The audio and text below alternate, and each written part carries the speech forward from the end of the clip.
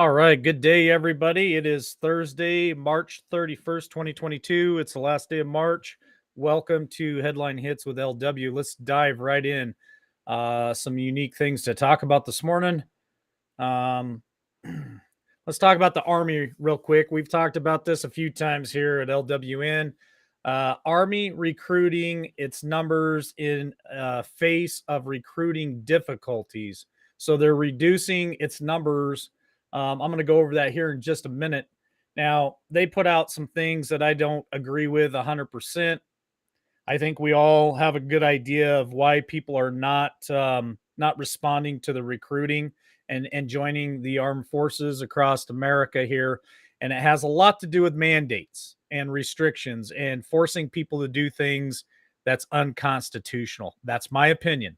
The Army this week admitted it was having problems recruiting and announced an unprecedented reduction in its numbers that would shrink the active duty Army to its smallest size since World War II. Quote, we're facing obviously some challenging conditions in terms of our ability to recruit and attract talent, end quote. The Undersecretary of the Army, Gabe Cabriello, said in a press conference on Monday. Now, it goes further to say that they claim that the problem is a very tight labor market. Well, I disagree with that. I don't think it's a very tight labor market. I think a lot of people, and I talked to some yesterday, they're having problems just having people show up for work, period. And the problem is for the last 2 years, our government has been paying people to stay home. That's the first problem that we've had is people make more money sitting on their rear ends on the couch collecting government assistance than what they can do to than what they can make going out and working. The second thing is they bounced the minimum wage up so high that people at McDonald's are making more money than electricians. It's ridiculous. So a lot of people are just throwing their hands up saying, "Screw you, I'm done." You know, this is such a dumpster fire. It's absolutely insane. So let's hit some of the numbers. The secretary says that the Army's in strength, a total number of forces would go from 485,000 soldiers currently to 476,000 in the fiscal year of 2022, which ends in September. It would also further drop to 473,000 in the fiscal year of 2023. Now, I'm bringing this up just because simply, um, this is not good for us in certain aspects. I'm not worried about it yet, but I got a hint for the armed forces, the Joint Chiefs of Staff, recruiters, our government, period. If you guys would just pull these restrictions and quit being a bunch of dumbasses, um, I'm pretty sure your recruiting would go up. Anyway, let's hit the next headline here. The next headline is Democrats and the border crisis. Border state Democrats beg Biden, quote, consider dangerous impact of illegal immigration has on our communities. More elected Democrats representing America's border communities are pleading with President Joe Biden to enforce Trump-era border controls to protect their constituents from a massive wave of illegal immigration. On Wednesday, Biden officials spoke anonymously to the Associated Press, revealing that the administration has plans to end the Center of Disease Control and Prevention's Title 42 order that gives federal immigration agents border control authority to quickly return border crossers and illegal aliens to their native countries. That's the CDC. And so the administration, and listen to some of these numbers because I've reported on this multiple times, the administration doesn't care, right? They are more concerned about the border of Ukraine than they are our southern border here in the United States. As a result, Biden officials are readily admitting that listen to this, about 500,000 500,000 border crossers and illegal aliens are expected to show up to the United States Mexico border not this year, but every month of this year. That is equated to the population and size of Atlanta, Georgia, arriving to the border in a course of just 28 to 30 days. Every 28 to 30 days, the entire population of Atlanta, Georgia will be at our southern border with illegals trying to cross into America. In the letter, top agency officials, Representative Henry Seller, which is a Democrat from Texas, and Gonzalez, which is also a Democrat from Texas, joined House and Senate Republicans trying to press upon this administration not to end Title 42. We urge you to consider the dangerous impact that results in Title 42 order that would be on our communities at this time. Please, President, do not do this. His own party is begging. Let's talk about the Democratic Party for just a minute. 55 House Democrat deadbeats, quote, deadbeats, skip paying dues to the DCCC as midterm red wave builds. What's that all about? Well, let's talk about it for a minute. 55 powerful and influential, that's a tongue twister for me, House Democrats are reported financially stiffing the DCCC, which is the Democratic Congressional Campaign Committee, failing to pay the dues they owe because of the likelihood that the Republicans will retake the chamber. Now, I'm not going to hold my breath on this, and to count our chickens before they hatch is ridiculous to just assume that the Republicans are going to walk away in midterms with the House and the Senate. We have to do our part. We still have to show up and vote. We still have to hold these people accountable. But even the Democrats are feeling the pressure right now of the red wave. Top Democrat leaders are unhappy and worried because many of their valuable caucus members are not paying their dues to the party committee, according to the Punchbowl News. Rules that indicate that each member is responsible for dumping a certain amount of cash into the committee's coffers to be used for the top brass as a party of the national strategy to defeat Republicans. The amount of cash members are to fork over depends on their position in the party. So Nancy Pelosi, a Democrat, the Speaker of the House from California, House Majority Whip Jim Seiburn, Seilburn, I don't know how to pronounce it, a Democrat from South Carolina, and the chair, Sean Patrick Maloney, a Democrat from New York, reportedly pleaded with members on Tuesday to pay up. So Democrats in trouble, folks, and they know it. All right, let's hit the next headline here. Joe Biden. Man, this really frustrates me to no end.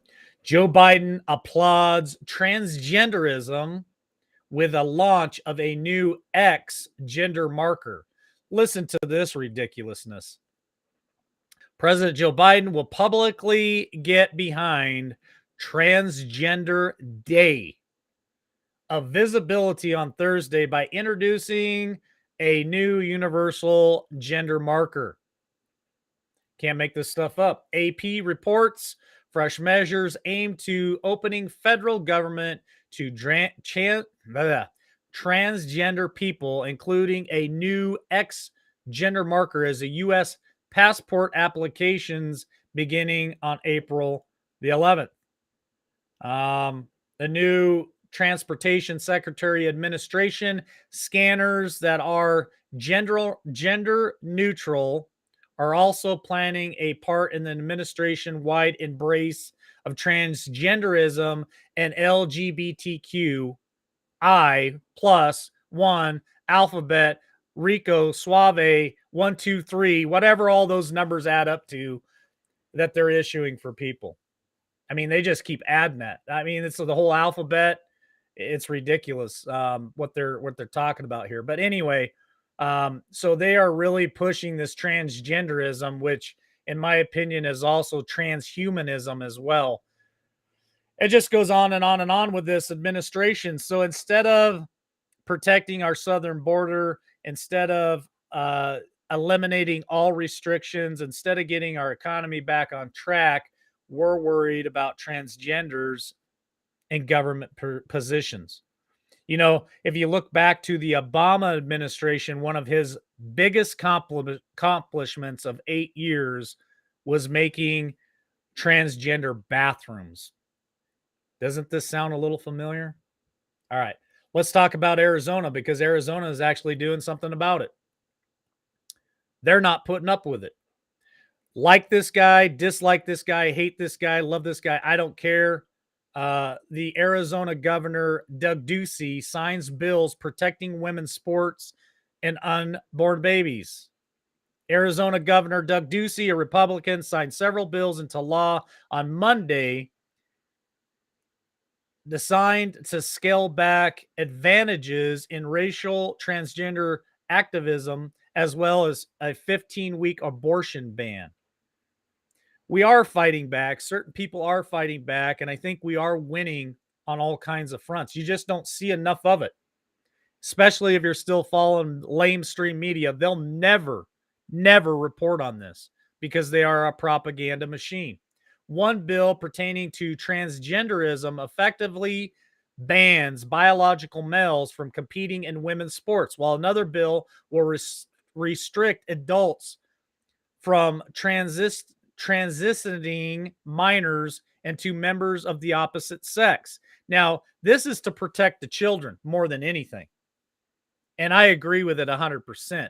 We need to protect our children because our children are being indoctrinated and brainwashed in our public education system. These teachers and these counselors are convincing our young children that they need to be the opposite sex. That's ridiculous. It's ridiculous. It's disgusting. And these people should be rounded up and put in prison, to be honest with you. There are so many people out there trying to convince our young people that they need to mutilate their own bodies. My opinion is once you turn 18 and you're on your own and you are a legal adult, then at that time you have choices that you can make. And if you feel like you need to be the opposite sex, more power to you. Minors should not have that choice. Minors should be protected by their parents, not by the schools, not by the school systems, and sure in the hell not by our government.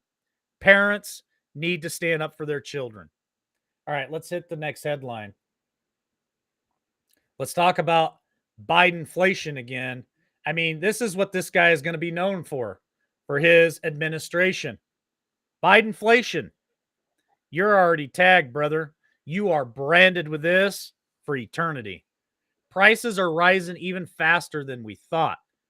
This is coming from consumer goods and services. The cost to Americans rose 6.4% more than a year prior in February. The latest data in the U.S. government showed on Thursday. So buckle up, folks. That's all I can tell you. This is the worst increase since 1982. The Fed prefers the PEC price index because it covers a broader range of goods and services and accounts for customers substituting cheaper goods or services when prices rise on premium versions of that. So instead of buying Dole or some of the name brand stuff at the grocery store, everybody is starting to buy Best Foods and all the knockoff brand names, which in my opinion are pretty much the same stuff. Some of it don't taste as good. I think it's lower quality for sure, but people are rushing out and buying those brands instead of the top brands on the shelf. Why is that? It's Biden inflation. Prices are rising so high, people can't afford this stuff anymore. So let's talk about his son, who's been in the news quite a bit lately. And here we go. The WAPO admits Hunter Biden profited $4.8 million from Chinese emergency energy deal. This stuff is coming out, folks, quicker than they can put a cap on it. And I think it will continue to come out. And I hope to God that these people get what is coming to them, to be honest with you.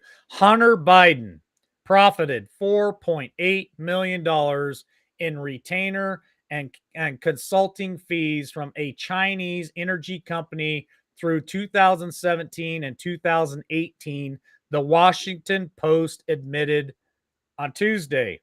After ignoring the story for 532 days after it broke in 2020, the Post finally acknowledged Joe Biden's son performed business transactions with the CEFC China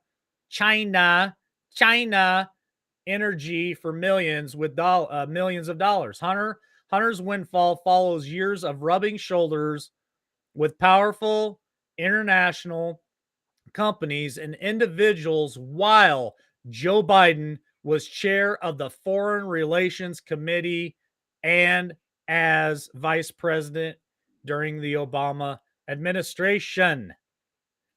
In the process of reporting Hunter's corruption and business dealings, the paper also confirmed that Hunter's previous reported, quote, fake, end quote, laptop was indeed Hunter's, quote, laptop from hell, end quote.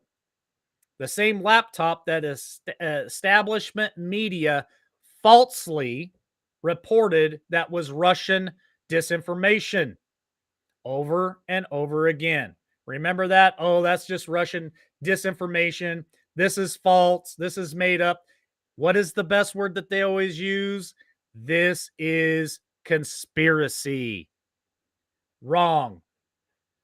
It is 15 establishment media personalities claimed that Hunter Biden's laptop and emails were likely Russian propaganda. Perhaps mostly famously, the CBS News reporter Leslie Staffen falsely told President Trump in 2020 that Hunter Biden's laptop from hell could not be verified. Guess what, folks? It's being verified. It's being verified. And Mad Cow, they're coming. And you, lady, you can't turn this one off. She has also deflected and made accusations against Trump and claimed that this was all false and conspiracy and that the Trump supporters and conservative party and patriot movement were all insane. And guess what? All this stuff is coming true. Every bit of this stuff is coming true. The Post authentically the Post authentication follows the New York Times authentication 2 weeks ago. So 2 weeks ago this came out again, and the New York Times reported on this clear back in 2020, but they had to take it down. Remember that? They were blocked, they had to take it down. This is a national newspaper that was being censored. So here it comes, folks. Here it comes, the Great Reset. We talk about it all the time. This is the next headline. Klaus Schwab tells global leaders to collaborate with world governments. What's that all about? Well, let's talk about it. The time has come for the world governments to unite as one. Let me repeat that. Its time has come for the world governments to unite as one. A one world government, a one world currency, and the Great Reset. And tackle the global problems such as climate change. Oh, yes, the good old climate change, trade, and economic disruption without hindrance or delay. World Economic Forum, which is the WEF founder and a exclusive chairman, Klaus Schwab, announced on Wednesday that they want to unleash all these governments to unite under one flag. Unelected globalist issued his demand during the keynote speech on the opening day of the World Government Summit, which is the WGS, the 2022, in Dubai, saying that the world can only be improved by more government cooperation and more levels of government.